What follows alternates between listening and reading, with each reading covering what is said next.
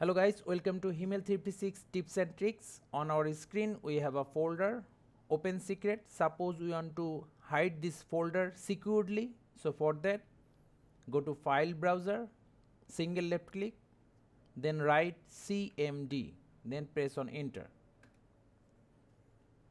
Now write attrib space plus h space plus s space plus r, then the folder name, open secret, then press on enter. See, our folder is already going hidden. Let's refresh. Now go to view, then folder option, then view tab.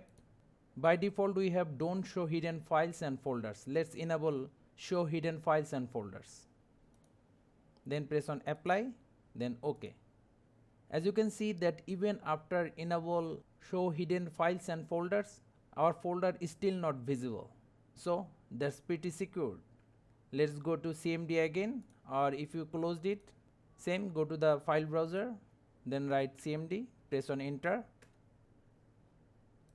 To get the folder back, write attrib, then a space minus h space minus s space minus r space.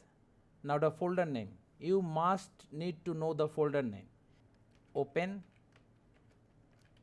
secret. Now press on enter. See, our folder is back.